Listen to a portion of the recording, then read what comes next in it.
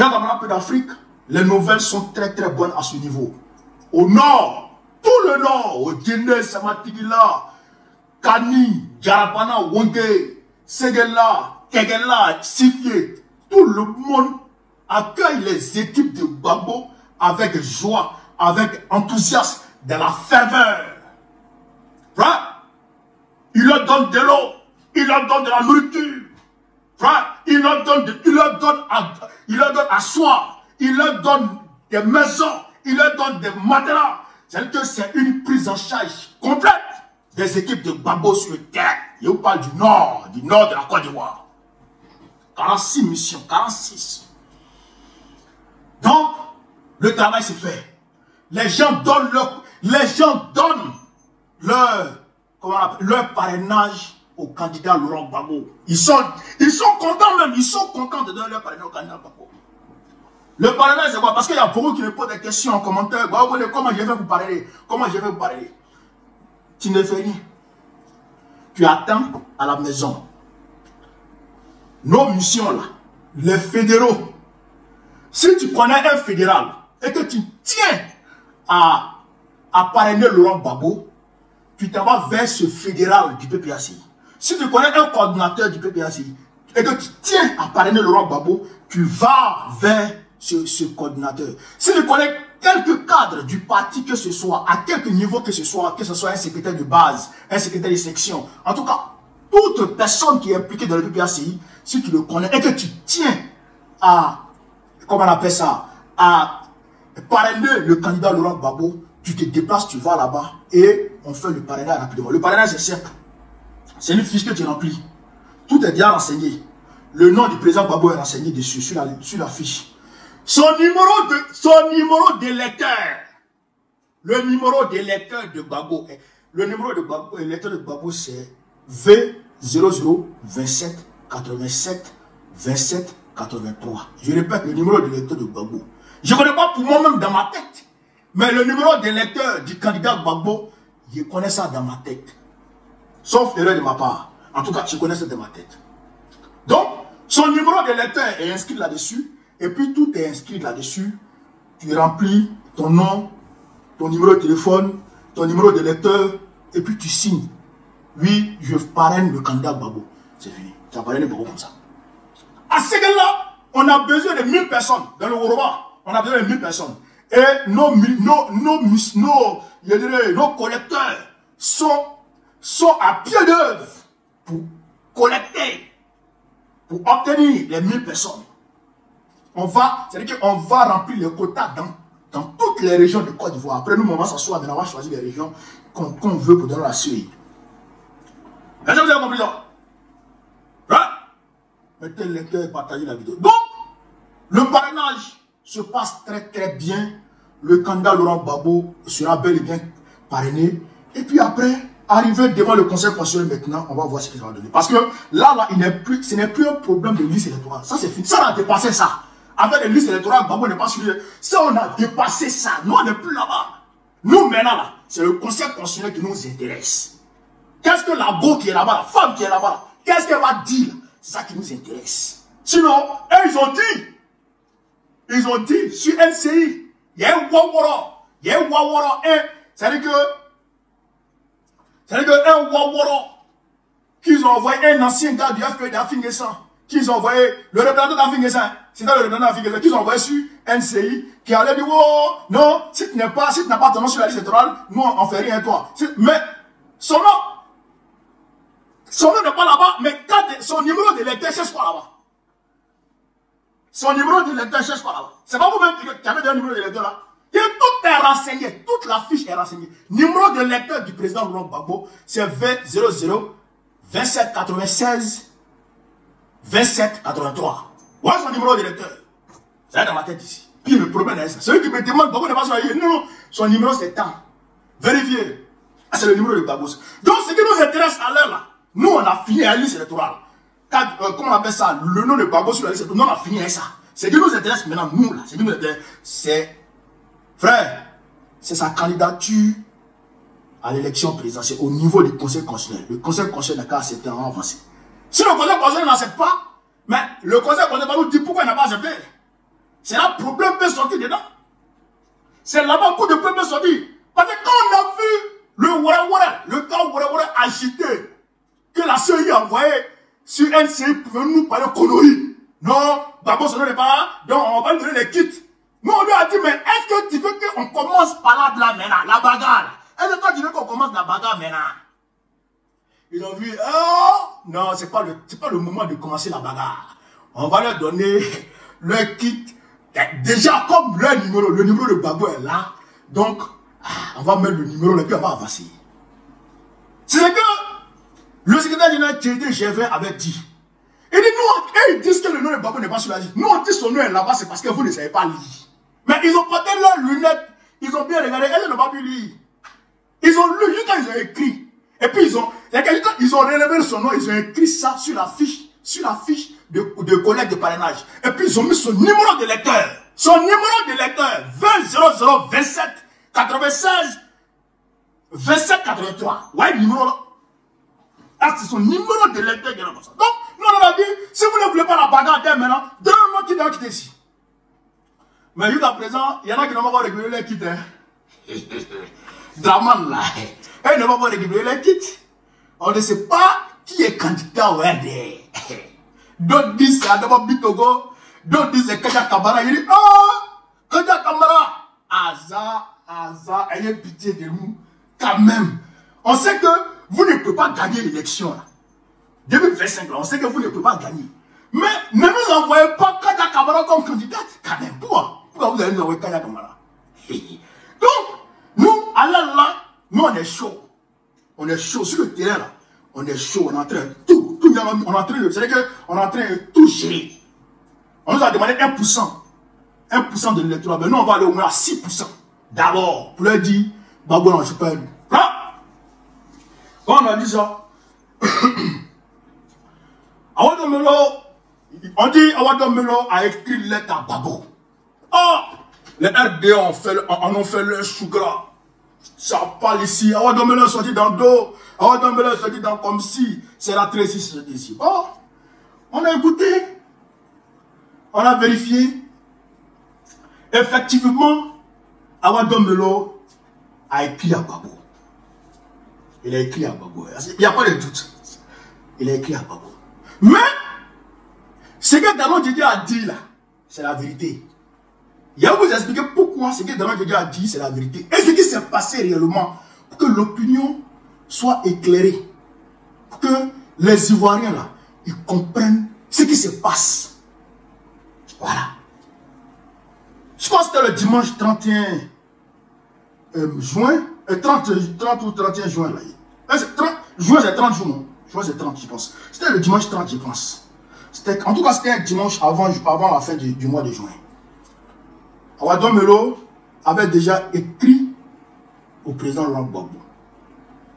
Et après, il a demandé à rencontrer le président Laurent Gbagbo. Vous comprenez? Il a écrit directement au cabinet du président. Directement au cabinet du président. Il n'est pas passé par la voie normale du parti. C'est-à-dire saisir la direction du parti, soit le CSP ou comment on appelle ça, ou la présidence exécutive, c'est-à-dire Daron Djidja ou bien Katina, ou bien, il n'est pas passé par là-bas. Il est passé directement par le président. Donc, Daron Djidja a raison de dire que lui, il n'a pas été saisi et que le parti n'a pas été régulièrement saisi. Le parti n'a pas pris connaissance de cette lettre.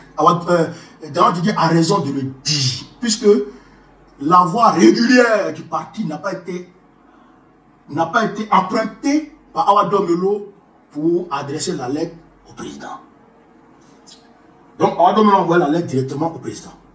Donc le président a pris la lettre, il a lu la lettre. Le président a pris connaissance de la lettre. Lettre que vous avez vue là sur les réseaux, là. Le président a pris connaissance de la lettre.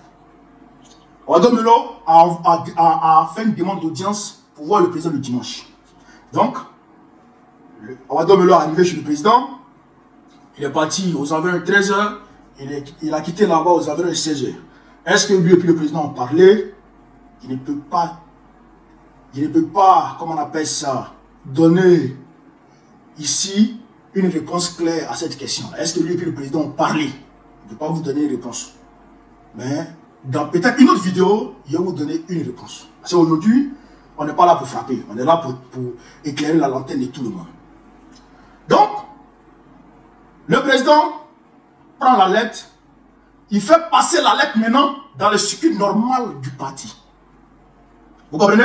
Puisque c'est une lettre qui contient des propositions pour le parti. C'est les idées de Awa Domelo qu'il a écrites pour donner au président. Or, le président, il a créé un parti démocratique. Ce n'est pas un parti dictatorial comme le RADP. Nous, chez nous, c'est la démocratie. Il y a des instances du parti. Chaque organe du parti est chargé d'une mission claire, à sa tâche claire dans le parti. Donc, cette tâche-là, d'étudier les stratégies, d'étudier les idées, cette tâche-là appartient au CSP. Vous comprenez? L'instance que Katina connaît gère là. La tâche-là appartient à cette instance. Vous comprenez? Le comité stratégique et politique.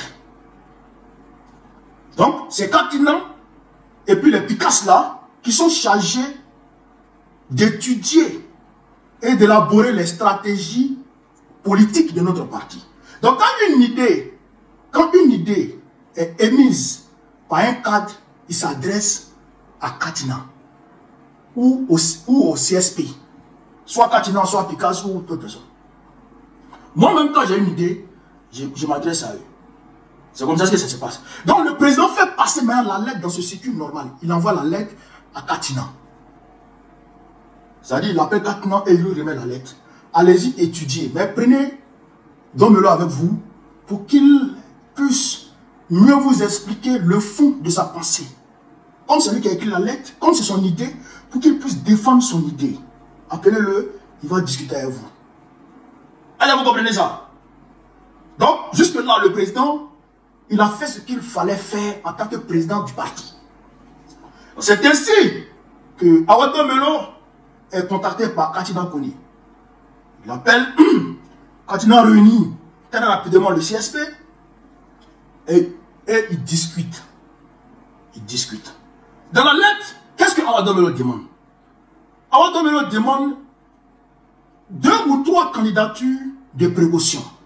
Ça veut dire quoi? Ça veut dire qu'au sein du PPACI, en plus de la candidature du président Gbagbo, qu'on prenne 2 ou 3 cadres qui vont aussi être candidats.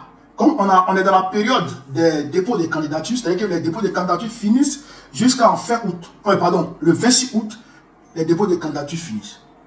Donc, Awa Domelo demande à ce que d'ici le 26 août, il faut que déjà au moins 2 ou 3 cadres du PPACI déposent leur candidature ou en tout cas entament les démarches pour pouvoir être dans les conditions de déposer les candidatures. C'est-à-dire que le parrainage et puis tout ce qui s'ensuit. Vous comprenez ça? Donc, il soumet ça au Katina là. Les Katina réfléchissent et ils disent que ça là, ça va créer une cacophonie sans précédent dans le parti. De 2, ça va toucher le moral de la troupe, de notre troupe sur le terrain. Je dirais des troupes sur le terrain. Vous comprenez ça? Donc, ce n'est pas une bonne idée. Dans la mesure où, si il y a 3 personnes, il y a 3 personnalités qui se portent candidats, en plus du président Gbagbo, ça fait 4.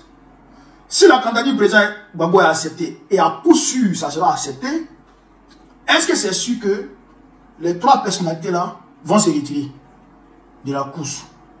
Première question. Deuxième question, si, je dirais, par extraordinaire, la candidature du président n'est pas acceptée, je vais te voir.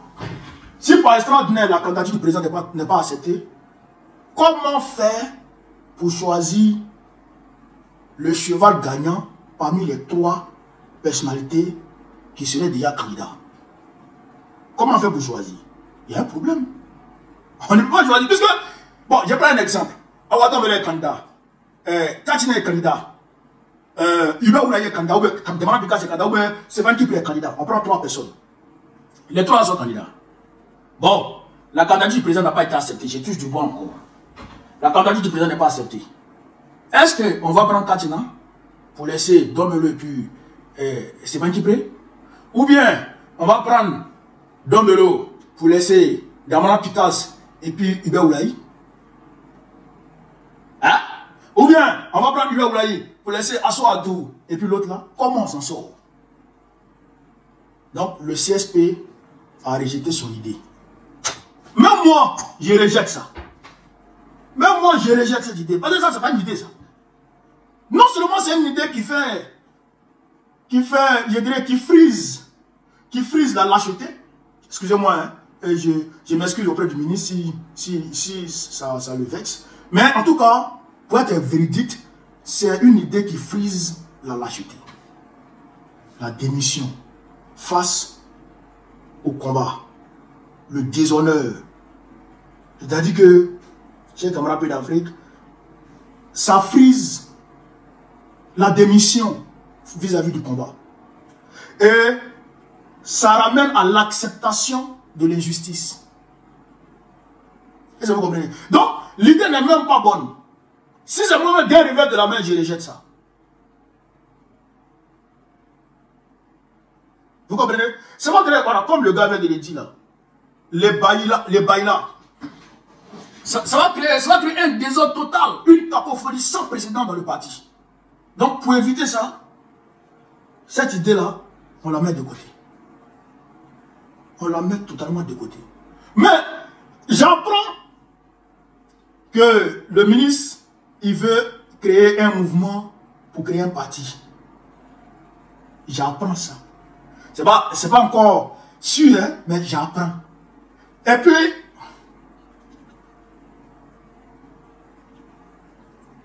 c'est que, connaissant notre parti, connaissant la discipline, qui est une culture fondamentale de notre parti, comment ça se fait que une lettre qui est confidentielle se retrouve dans des presses RADP? Comment ça a fuité? Et puis le ministre lui-même, contacté par RFI, il confirme que la lettre vient de lui. Ça veut dire que la fuite de la lettre est venue du côté du ministre. Ça là, c'est fait entorse à la déontologie politique, non seulement, mais c'est fait entorse au texte du parti, et c'est un faux signe que le ministre est en train de faire vis-à-vis de la ligne de notre parti, vis-à-vis comment on appelle ça, de la position de notre parti. Ça là, on n'accepte pas ça. Nous n'acceptons pas ça. Moi, je n'accepte pas ça. Moi, je n'accepte pas ça. Parce que Laurent Gbagbo, déjà, il faut que les gens comprennent une chose. La candidature de Laurent Gbagbo, là, ce n'est pas une candidature banale. Ce n'est pas une candidature banale. C'est d'abord un défi pour nous, les pro-Gbagbo. La candidature de Gbagbo, là, c'est d'abord un défi pour nous, les pro-Gbagbo, et pour tous les panafricanistes du monde qui ont été choqués. Qui ont été choqués par la brutalité démoniaque de la France, par la barbarie de la France vis-à-vis de Laurent Gbagbo. C'est un défi. Nous voulons refaire ce que la France a défait.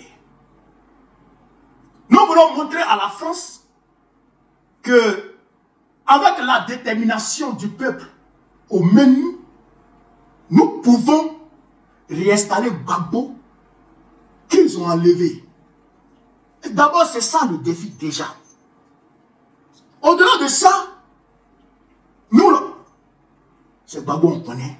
comme panafricanistes pur sang. Nous, c'est Gbagbo là. C'est en Gbagbo nous avons confiance. C'est en Gbagbo nous avons confiance. Voici au Sénégal, afin de plan B là, ils sont en train de se disputer. Nous, c'est en Gbagbo nous avons confiance. C'est Gbagbo qui peut libérer le pays là. C'est en lui nous avons confiance. Est-ce que vous comprenez là? Est-ce que vous comprenez ça? C'est ça là qui est la réalité. C'est ça là qui est la vérité. Le reste là, ça ne nous intéresse pas. Le reste là, ça ne nous intéresse pas. Mais moi, je voudrais donner un conseil au ministre que j'apprécie beaucoup. Awado Melo, c'est quelqu'un que j'apprécie beaucoup. Oui. Moi, je ne le cache pas. J'apprécie Awado Melo beaucoup. Mais, monsieur le ministre, si vous écoutez les chuchotements de Satan, parce que je ne dirais pas les conseillers, je ne dirais pas vos conseillers, les chuchotements de Satan dans vos oreilles, ceux qui vous disent que vous êtes trop arrivés et que vous pouvez évincer Gbagbo. Si vous les écoutez là, vous allez connaître la honte de votre vie. Votre vie politique là, la honte que vous n'avez jamais vue, vous allez voir ça. C'est parce que moi je ne suis pas égocentrique. C'est parce que je ne suis pas égocentrique.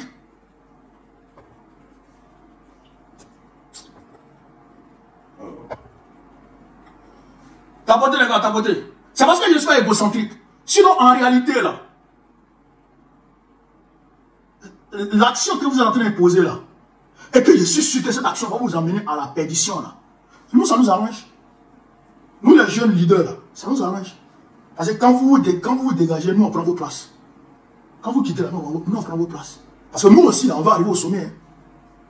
Voilà, on va arriver au sommet, on fait nos classes petit à petit, on va arriver au sommet. Mais quand vous déraillez là, ça nous arrange. Ça nous permet de gravir rapidement les échelons.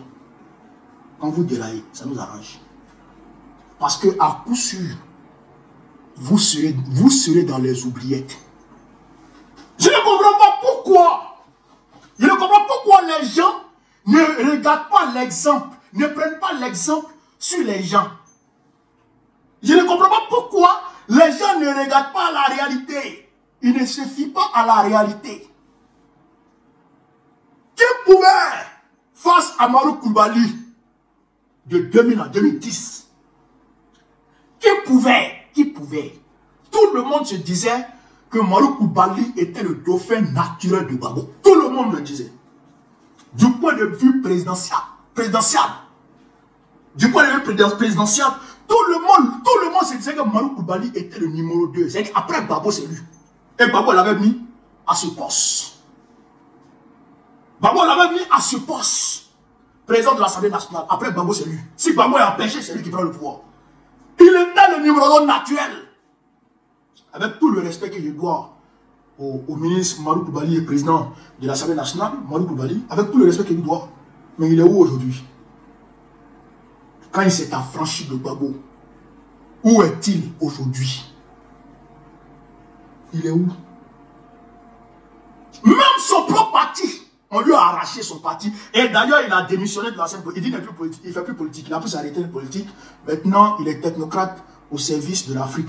Dieu merci. Mais, politiquement, en Côte d'Ivoire, vous allez les oubliettes. Placardé, direct. Parce qu'il s'est affranchi de Gbagbo. Deuxièmement, Afin-N'Guessan. Afin-N'Guessan. Avec tout le respect que je dois au ministre Afin-N'Guessan, au premier ministre Afin-N'Guessan. Mais quand il s'est affranchi de Gbagbo et qu'il est parti au RDP, aujourd'hui là, où est Afin-N'Guessan? Même chez lui, il a perdu sa région. Il a perdu sa propre région. C'est-à-dire que le RDP lui a tout pris. Monsieur le ministre Awado Melo, vous-même, vous étiez parti du camp Gbagbo en 1995 à cause du Front commun, RDR, FPI. Vous étiez parti. Qui vous a suivi? Après, vous êtes revenu. Le président vous a ouvert les bras. Et vous voulez partir encore. En tout cas, c'est pas reçu, mais les rumeurs courent, faisant état d'une velléité insistante de votre part de créer un mouvement pour aller à l'assaut du pouvoir contre nous, contre le PPAC. C'est votre droit, monsieur le ministre. C'est votre droit. Mais, laissez-moi vous dire que ceux qui ont blagué Blanc-Goûté en 2015 pour muter son COGEP, mouvement de société civile en parti politique là, les mêmes genres de personnes là, ce sont eux qui vous suivent aujourd'hui et qui vous chuchotent à l'oreille, tels des suppôts de Satan, qui vous chuchotent à l'oreille pour dire vous êtes arrivé, vous n'êtes arrivé nulle part. Moi je vous dis ça. Par rapport à Gbagbo, vous n'êtes arrivé nulle part. Parce que c'est le public de Gbagbo qui vous suit, qui vous habille, qui vous aime. Le public là, c'est pour Gbagbo. Mais moi, quand j'ai affronté la France et qu'il y a eu du bruit autour de mon procès que j'ai gagné face à Macron, mais déjà mon président, qu'aujourd'hui là, aujourd'hui en termes d'influence au niveau du PPACI, je suis le numéro 2. Les gens m'ont dit ça. Les gens m'ont dit ça. Et ils me demandent même de me baser sur la position pour créer un mouvement pour aller à l'assaut du pouvoir. Les gens me disent ça. Moi qui suis là, les gens me disent ça dans mon oreille. Les gens me disent ça. Je dis, mais est-ce que les gens là, ils ne sont pas fous? Moi je réponds oui, oui, oui. Mais après, j'ai dit, toi tu es fou. Parce que moi, on connaît là, je ne suis rien. On est à 1400 personnes sur Facebook, là on est descendu à 1200. TikTok on a 600 personnes, donc environ 2000 personnes qui me suivent actuellement. Souvent on monte à 6000, 7000, hein. On monte même à 10 000. La dernière fois, on est monté, je suis monté à 18 000 sur TikTok, 10 000 sur Facebook, YouTube, j'étais à 10 000, 15 000. Ce monde-là, il ne vient pas pour ma gueule. Ce monde-là, c'est pas mon monde. Vous qui me suivez là, vous n'êtes pas là à cause de moi. Ça là, c'est pour Babo, c'est pour Ibé, c'est pour Assimi, c'est pour Tiani, c'est pour les leaders que je défends. Voilà. C'est pour les leaders que je défends. Le monde qui est là, qui me suit là, c'est pour les leaders que je défends. Le jour, je quitte ces leaders-là, vous tous là, vous allez me tourner dos. Et je vous demande de me tourner dos le jour où je décide de quitter ces leaders. Parce que j'aurais perdu la tête. Je serais devenu fou. Et c'est ce problème aujourd'hui qui frappe le ministre, notre ministre bien-aimé, le ministre Awa Domelo. C'est ce problème qui le frappe aujourd'hui. Il s'est dit, comme il est dans les BRICS, comme il côtoie les présidents du monde, s'il me faut côtoyer Dieu, en Côte d'Ivoire, si tu as franchi le Gbagbo, tu ne seras rien du tout. Rien du tout. C'est moi qui vous dis ça, monsieur le ministre. Si vous affranchissez le Gbagbo, vous ne serez rien du tout. Rien. Si vous ne croyez pas là, essayez. Mais en tout cas, moi je vous regarde droit dans les yeux pour vous dire, si vous vous affranchissez le Gbagbo, vous ne serez rien du tout. Parce que moi, on connaît. Et puis d'ailleurs même, il faut que les gens comprennent quelque chose. Dans la situation actuelle où nous sommes là, toute personne qui va quitter Gbagbo là, deviendra notre ennemi.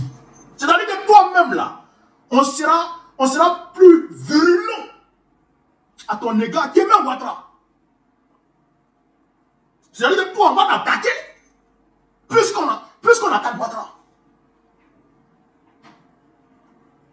Il n'a pas de cadeau. Même on ne va pas te voter. On ne te votera pas. Non, je te dis moi, même si la candidature de Gbagbo venait à te rejeter, calculer. On va pas te calculer. On va pas te voter. Au nom de Dieu, on ne te votera pas. C'est la même chose. On ne votera jamais Bleu Goudé. Jamais de la vie. Nous, les pro-Gbagbo, on va voter Bleu Goudé. Jamais. Monsieur le ministre, si vous partez là, dites-vous que non seulement Gbagbo ne va pas vous voter, mais personne au PPAC va vous voter. Ni les militants, ni les sympathisants du PPAC ne vont vous voter. Jamais de la vie. Frère, entre l'amour et la haine, il n'y a qu'un seul pas. Ce pas, on va franchir ça. Jamais de la vie, on va vous voter. Et vous serez considérés comme ennemis. On va vous attaquer. Ça là. Aujourd'hui, c'est sommation. C'est pourquoi je dis, monsieur le ministre. Aujourd'hui, c'est sommation. Mais à partir du moment où vous franchissez la ligne et que vous créez un parti, vous devenez adversaire. Et le jeu s'ouvre. On vous met dans la ligne de mine. On vous allume. L'artillerie va sortir. L'artillerie va sortir. Satan devra s'éviter de la guerre. Puis on va s'allumer. Ça, c'est l'idée. Ça, il faut qu'on soit clair. Parce que, frère, on a trop souffert. On vient de loin. On vient de loin. Ne venez pas mélanger ce combat-là. Ne venez pas mélanger ce combat. On vient de très loin. Nous avons été trop persécutés. Nous avons trop subi. Ne venez pas plaisanter avec ce combat. Beaucoup sont morts. Arrêtez avec vos intérêts mercantiles. Arrêtez avec vos politiques intestines. Nombrilistes. Arrêtez avec vos politiques nombrilistes. Arrêtez ça. Les intérêts mesquins, là, laissez ça. On va délivrer notre pays d'abord. Quand on va finir de délivrer le pays, on va voir ce qui va se passer. Je ne comprends pas pourquoi les gens sont pressés. Vous êtes pressés pourquoi? 2030 là, c'est pas loin. 2030 c'est pas loin. C'est pas 2010 qui était là. C'est pas 2010 qui était là hier là. 2030 n'est pas loin. Ça va arriver. Tu poses ta candidature et puis c'est fini. On va à la convention, celui qui gagne passe. Pourquoi les gens sont pressés? Pourquoi les gens sont pressés? Pourquoi vous êtes pressés? Je ne comprends pas les gens. Nous, on est en train de se battre. Aujourd'hui, là, il faut qu'on vous dise la vérité. Aujourd'hui, là, moi-même, je n'ai pas confiance en moi-même. Dans ce combat, il faut qu'on vous dise la vérité. Hein? Moi-même, je n'ai pas confiance en moi-même. J'ai confiance en une seule personne, c'est Babou. C'est lui là qui je connais. C'est lui qui m'a fait venir au PPAC. C'est lui que je connais. Et c'est lui là qui peut délivrer la Côte d'Ivoire, selon moi.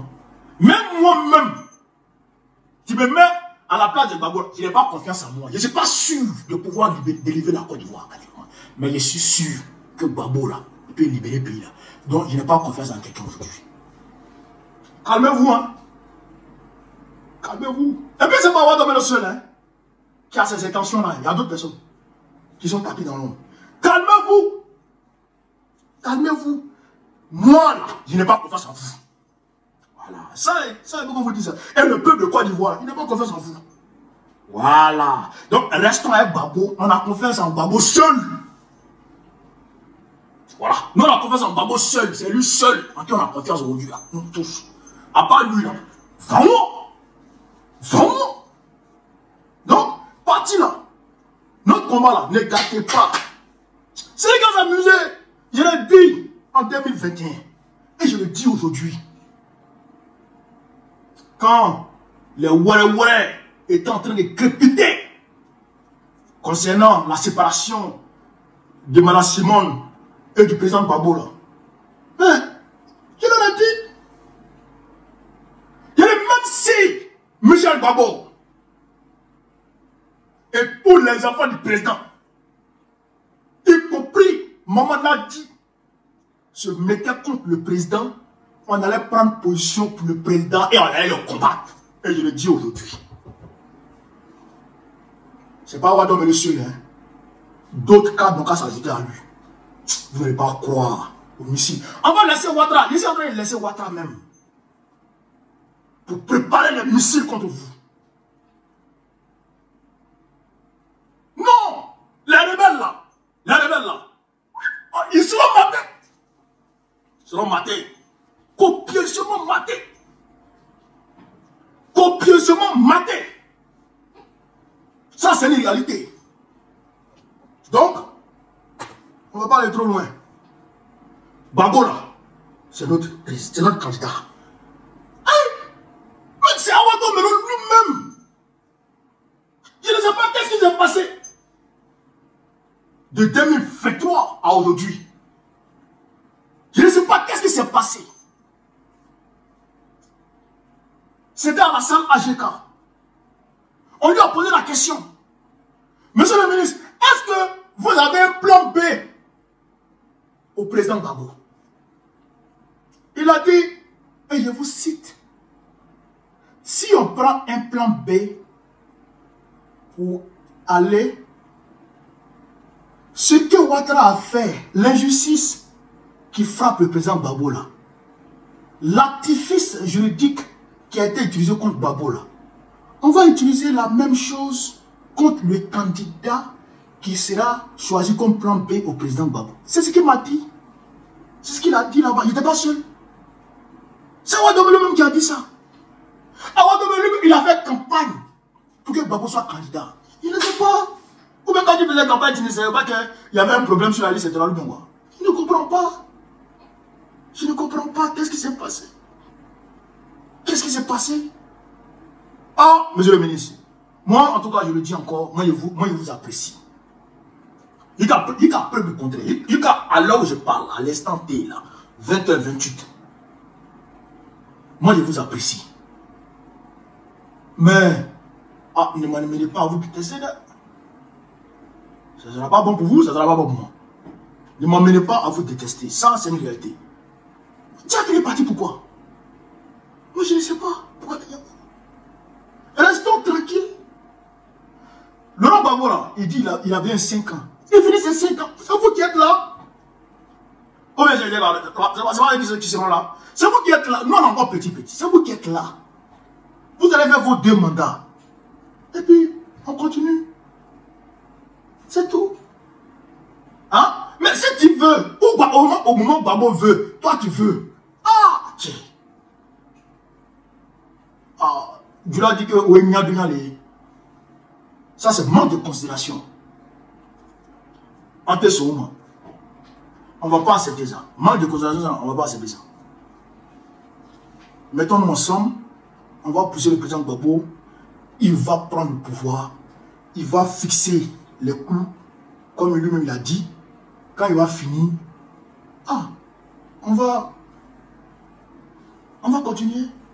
C'est pas fini, c'est tout, non? Voilà. Donc, voilà ce que je pouvais dire concernant le cas du ministre Awa Domelo et au niveau du RADP. Actuellement, en tout cas, le RADP n'a pas encore de candidat. Mais les dépôts des candidatures prennent fin le 26 août. Comme je vous ai dit, entre le 6 août et le 26 août, il y a 20 jours. Donc, en 20 jours, normalement, le RDR peut rattraper le parrainage. Donc, en tout cas, le 6 août, à coup sûr, on saura qui est candidat du RDR. Si c'est Draman, on commence la bagarre. Si c'est Draman qui est candidat, on commence la bagarre. Et Awa Domelo doute de notre force de frappe. Vraiment, ça m'a énervé aujourd'hui là quand même. Il doute de la force de frappe du peuple. Oh, vraiment, monsieur le ministre, vraiment, cette sortie-là, franchement, c'est une sortie ratée. C'est une sortie ratée. Ça là, il faut éviter ça. Il faut éviter les sorties comme ça là. Comment? Sorties comme ça là.